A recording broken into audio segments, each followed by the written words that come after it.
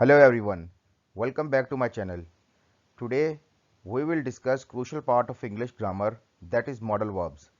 By the end of this video, you will have a clear understanding of what modal verbs are, how to use them and how they can enhance your communication skills. So let's get started. What are modal verbs?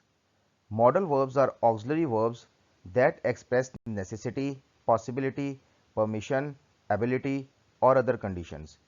Unlike regular verbs, modal verbs do not change form based on tense or subject and are followed by the base form of main verb. The most common modal verbs in English are can, could, may, might, must, shall, should, will, would.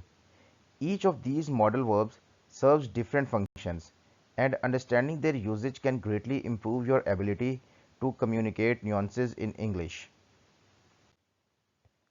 First, we have can. We use can to express ability, permission, or possibility. For example, she can speak 3 languages. Can I use your phone? It can get very hot in Arizona in the summer.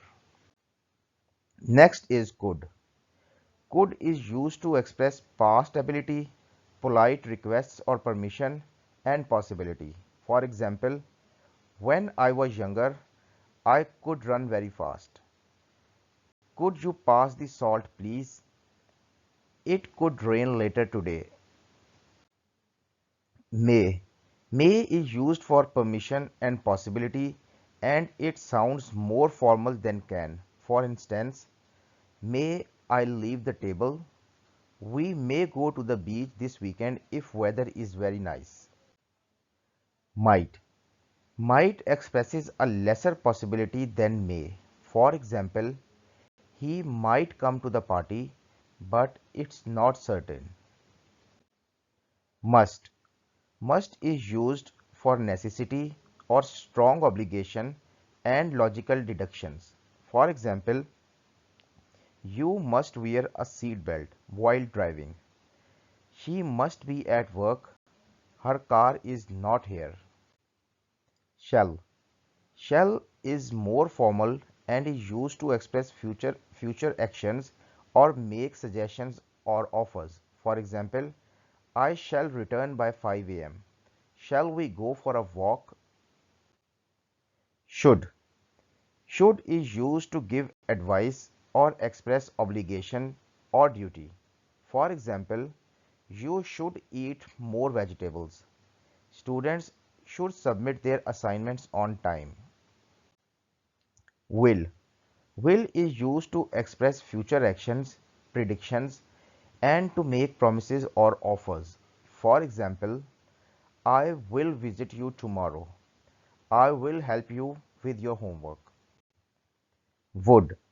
Lastly, would is used for polite requests or offers, conditional sentences, and to describe past habits. For example, would you like some coffee? If I were rich, I would travel the world. When we were kids, we would play outside every day. Remember, modal verbs are followed by the base form of the main verb and do not change form based on the subject. For example, she can swim is the correct sentence. You cannot say she can swims.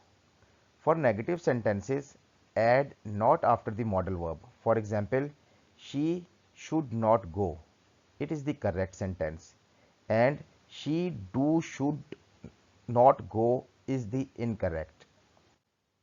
For questions, place the modal verb before the subject. For example, can you help me? Now let's practice. Fill in the blanks with the appropriate modal verb. You study harder if you want to pass the exam. Dash, I borrow your pen. They dash come to the party, but they are not sure yet. When I was a child, I dash climb trees very easily. You dash wear a helmet when riding a bike. Rewrite these sentences using correct modal verbs. It is necessary for you to leave now. I am able to help you with your project. It is possible that she will visit us next week. Would you like me to carry your bags? It is advisable for you to see a doctor. These are the answers to practice exercises. You must study harder if you want to pass the exam. May I borrow your pen? They might come to the party, but they are not sure yet. When I was a child, I could climb trees very easily. You must wear a helmet when riding a bike. And these are the answers for rewrites. You must leave now. I can help you with your project. She might visit us next week. Shall I carry your bags? You should see a doctor. That's all for today's lesson on modal verbs. I hope you found this video helpful. Practice these verbs in your own sentences to become more confident in your English skills. If you enjoyed this video, please give it a thumb up and don't forget to subscribe for more English grammar lessons. See you in the next video. Thank you.